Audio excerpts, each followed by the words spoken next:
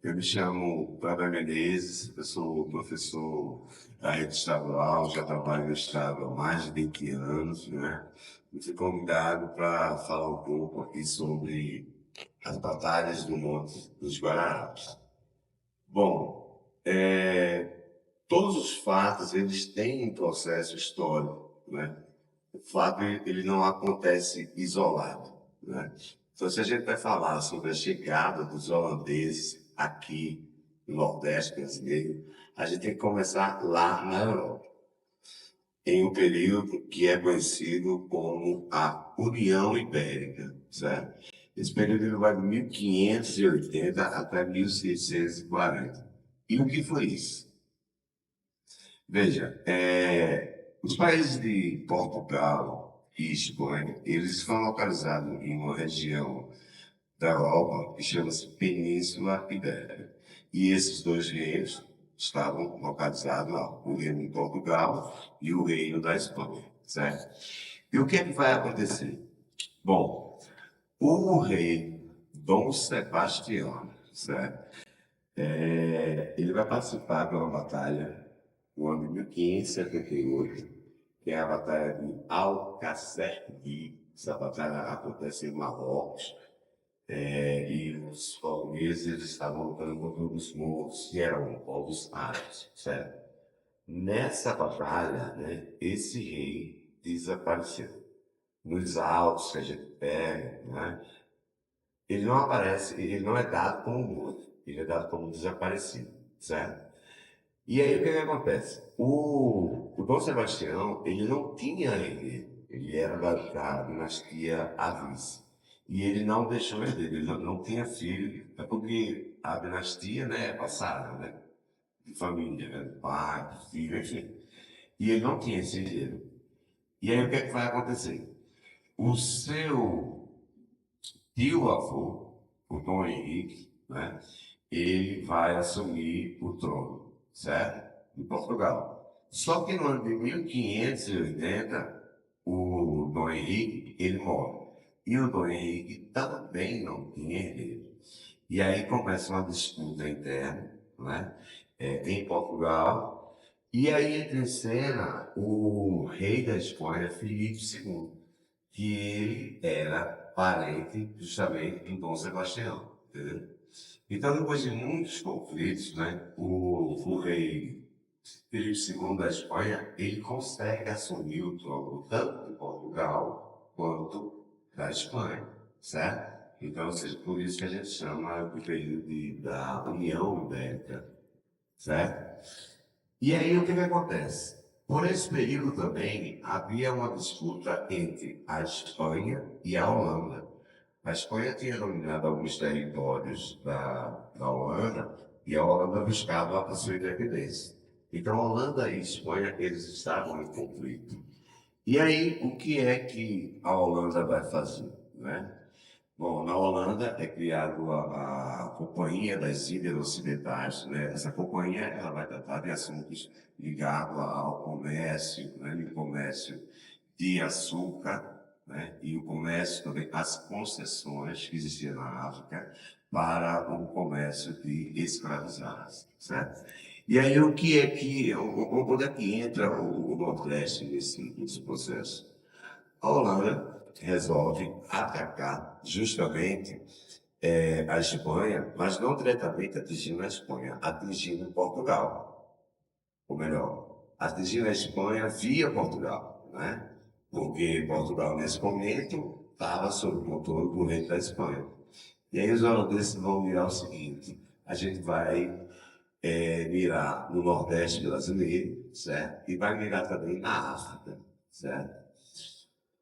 Qual é a ideia? Qual é a intenção da Holanda? É a seguinte: a gente, primeiro que a Holanda, ela já tinha uma participação no comércio do açúcar na Europa.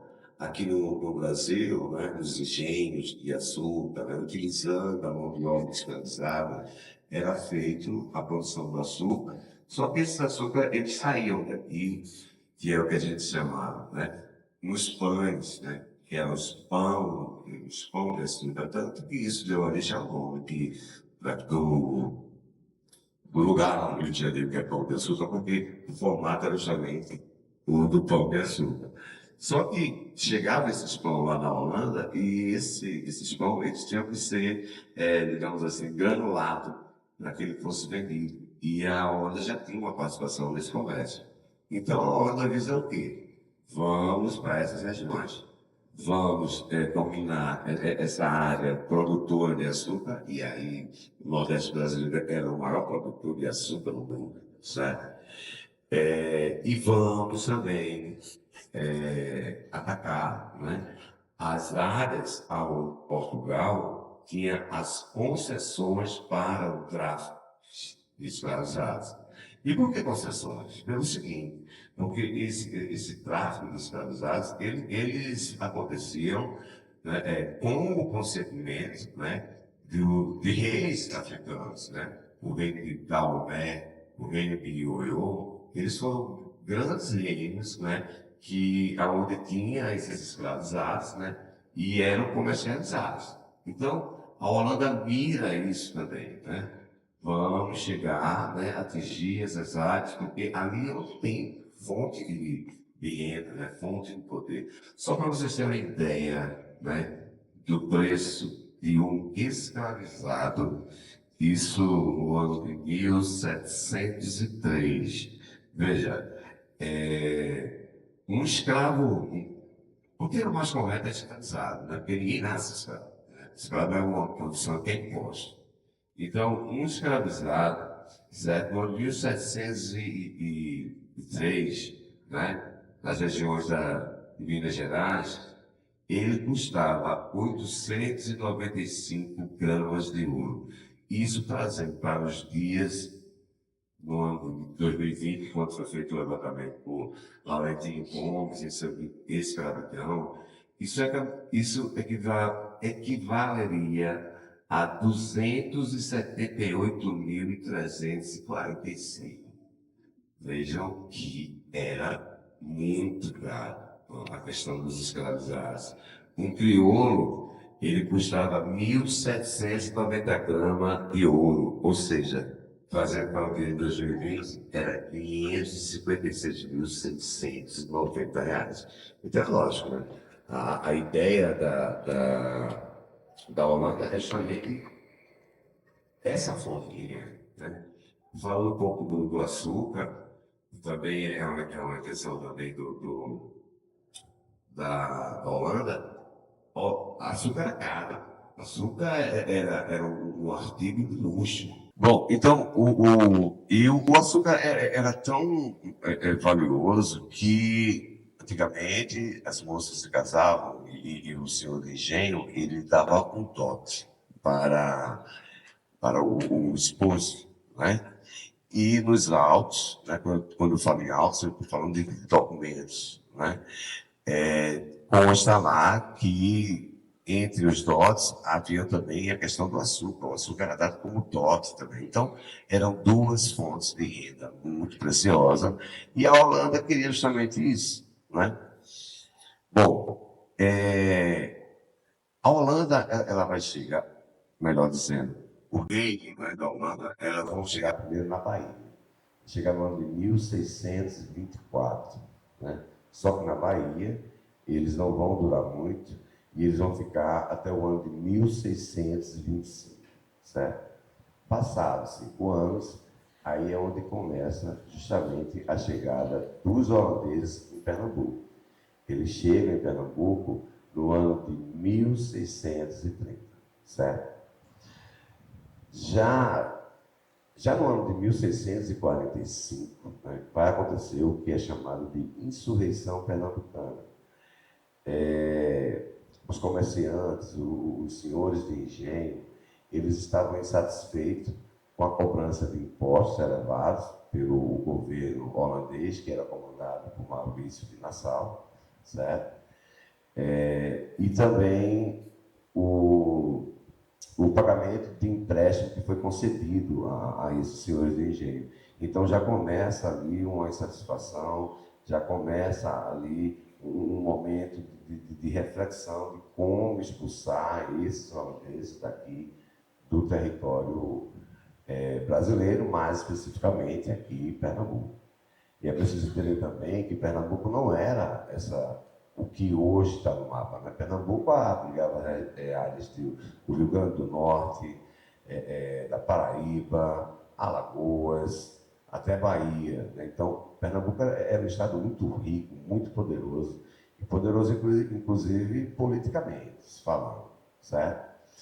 Bom, então eles vêm para cá, certo? No ano de 1630, né? E o governo de Nassau, os holandeses, né, vai durar de 1630 até 1649, mas os holandeses eles só vão sair daqui no ano de 1654, certo?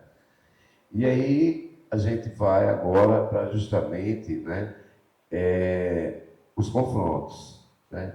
Os confrontos, certo? Bom, veja, em relação aos confrontos que ocorreram aqui no Monte dos Guararapes, né, foram duas batalhas, certo? A primeira batalha ela vai acontecer no dia.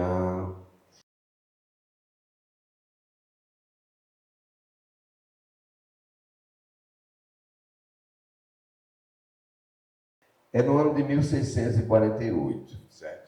No ano de 1648, no dia 18 e 19 de abril de 1648. E a segunda batalha vai acontecer no dia 19 de fevereiro de 1649, certo? A primeira batalha é o seguinte, certo? Jabotão era um local estratégico, certo? E o que é que vai acontecer aí? As tropas holandesas, eles queriam chegar até a Muribeca, porque Muribeca era um local que tinha uma grande produção de farinha, né? E eles queriam chegar lá para justamente abastecer essas tropas, né? As tropas holandesas. Mas aí, esse plano de chegarem até Muribeca é descoberto pelo João Fernandes Vieira e o André Vidal de Negreiro, que era um dos comandantes, né, das tropas luso-brasileiras, as tropas que defendiam o Império Português. Mas tinha o Francisco Barreto de Menezes, o João Fernandes Vieira, como eu já falei, o André Vidal de Negreiro, o Henrique Dias e o Felipe Camarão, certo? Bom, então esse plano é descoberto, certo? E aí entra um plano do João Fernandes Vieira e do André Vidal de justamente armar, digamos assim, uma emboscada. Porque as tropas luso-brasileiras, elas tinham conhecimento do terreno, né? Elas sabiam, elas tinham mais propriedades, né? E esse primeiro momento, essa vinda até Muribeca, ela é sufocada pelas tropas que são comandadas por esses generais, né? Por esses comandantes, esses lusos brasileiros. E aí o que, é que vai acontecer?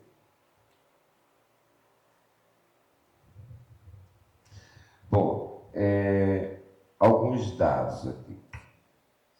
Veja, vamos lá, em relação às baixas, né? Do lado, primeiro, a quantidade de homens, né? A tropa holandesa, ela contava com 7.400 homens, né? As baixas holandesas, ou seja, a quantidade de mortos, né, de holandeses, foi de 1.200 pessoas. Isso aconteceu também em uma região onde, porque essa área aqui também existia muitas áreas alagadiças, né? E isso favoreceu também essa surpresa, né, das tropas lusos brasileiras que defendiam o Império Português, né? Veja, já do lado das tropas lusas brasileiras, morreram 84 mortos. Então veja a diferença como foi enorme, certo? Bom, o tempo da batalha foi de 5 horas, né? Foi 5 horas de combate. E, diferentemente, quando você pensa que você está falando essa batalha do Guararapes entre luso-brasileiros e holandeses, participaram também dessa batalha franceses, ingleses, negros, né, indígenas, tupis, itapuias, todos eles participaram dessa batalha, desse confronto. Ok? Então, ou seja, esse conhecimento apropriado do terreno, muito mais do que as tropas lusas brasileiras, foi fundamental para a vitória das tropas lusas brasileiras. Os holandeses não tinham esse conhecimento. E também uma das motivações também estava atrelado à religiosidade, à religião. Porque quando os holandeses chegam para aqui, né, antes da chegada dos holandeses aqui, isso aqui é uma colônia de Portugal, Portugal é um reino católico e aqui não poderia ser professada outras fés. Não quer dizer que não existiam outras fés, né? Inclusive a gente até sabe, né, do secretismo religioso, né, onde as religiões de matrizes africanas, né, praticavam os seus cultos, né, mas assim faziam certas reverências, né, a santos católicos, né? Então tem aquela ligação entre Iemanjá e Nossa Senhora da Conceição, enfim, né? Mas só que os holandeses, eles se mostram mais tolerantes, até porque boa parte dos holandeses, eles eram protestantes, né? Então eles se tornam mais tolerantes e aí vai acontecer cultos protestantes, né? Os judeus vão ter também mais uma certa liberdade, certo? E isso não era, digamos assim, visto com bons olhos justamente pelos portugueses, pelos lusos brasileiros, né? Enfim, então isso também é uma motivação também a mais para esses confrontos, certo? E aí, essa primeira batalha é ganha justamente pelas tropas lusos brasileiras, certo? Aí vai vir a segunda batalha, que vai acontecer em 19 de fevereiro de 1649, certo? Nessa batalha, veja, as tropas holandesas, certo? Elas possuíam de 4.000 a 6.000 homens, enquanto as tropas lusas brasileiras possuíam 2.500 homens, certo? Veja, as baixas, né? Quantas pessoas morreram, né? Do lado dos holandeses, foram 500 mortos e 500 feridos, isso na segunda batalha. E já do lado dos lusos brasileiros, foram 80 mortos e 400 feridos, certo? Nessa segunda batalha, né, vai haver uma estratégia, né? As tropas holandesas, elas estavam abrigadas em um local que era chamado de Boqueirão, que era uma região também próxima de áreas alagadiças, né? E as tropas comandadas por João Fernandes Vieira e André Vidal de Negreiro, eles vão atingir as tropas luso-brasileiras pela retaguarda, certo? E enquanto eles atacam pela retaguarda, vêm outras tropas comandadas por outros, né, comandantes, né, de frente e ao lado, usando mais uma vez a tática de guerrilha, né, as emboscadas, certo? E aí, mais uma vez, né, os holandeses perdem a batalha. Ao final do confronto, muitos holandeses tentam fugir para o Recife. Só que a cavalaria das tropas luso-brasileiras, elas conseguem atingir alguns que estavam em fuga, certo? Alguns fogem para o mato, certo? Outros são capturados, né? E aí são capitulados, ou seja, se rendem, né? E aí chega justamente ao fim desses confrontos, né? Isso no ano de 1649. Agora, é interessante saber que os holandeses, eles só vão, de fato, sair daqui, né, no ano de 1654. Outra coisa que também é importante, que assim, e enquanto eles atacam pela retaguarda, vêm outras tropas comandadas por outros, né, comandantes, né, de frente e ao lado. usando mais uma vez a tática de guerrilha, né? As emboscadas, certo? E aí, mais uma vez, né, os holandeses perdem a batalha. Ao final do confronto, muitos holandeses tentam fugir do Recife. Só que a cavalaria das tropas brasileiras, elas conseguem atingir alguns que estarão em fuga, certo? Alguns fogem para o mato, certo? Só houve batalha aqui em Jaboatão? Não. Houveram batalha no Cabo Santo Agostinho, houveram batalha no Monte das Tabocas e Vitórias, e houveram batalhas também em Tejucupapo, que é um distrito de Goiânia, estado de Goiânia. E o interessante em relação a Tejucupapo é que a resistência lá contra os holandeses foi liderada por mulheres, né? Foi uma resistência feminina, certo? Então, isso lógico que é uma síntese, né? Porque um confronto ele tem muito mais detalhes sobre isso, mas isso é uma síntese sobre esses confrontos que aconteceram, né? Aqui no Monte dos Guararapes, né? E aí vem algumas considerações que desculpa, que eu achei interessante, que está muito relacionado aqui com a nossa história, certo? Por exemplo, lá na frente tem a Avenida Barreto de Menezes. Ela leva esse nome porque era o nome de um dos comandantes das tropas luso-brasileiras, que era o comandante Francisco Barreto de Menezes. Por isso que o nome da avenida é Barreto de Menezes. Lá na frente tem a Estrada da Batalha, né? É interessante, porque aí você pode pensar, então quer dizer que a batalha foi aqui. Não, a batalha foi lá em cima, foi lá no Monte dos Guararapes. A gente tem aqui também que hoje é o Santuário Nossa Senhora dos Prazeres, né? Esse santuário ele começou a ser construído entre os anos de 1676 e 1680. Esse santuário foi uma promessa do coronel Francisco Barreto Menezes, que caso tivesse ganho a, a guerra, né? Ele iria construir essa igreja e está lá até os dias de hoje, né? Inclusive com a tão afamada Festa da Pitomba, né? Vocês devem conhecer. Outra coisa que também sim, essa igreja, a Igreja Nossa Senhora dos Prazeres, o Santuário Nossa Senhora dos Prazeres, foi tombado no ano de 1938, então ela é um patrimônio cultural de Pernambuco e de Pernambuco, também do Brasil também, né?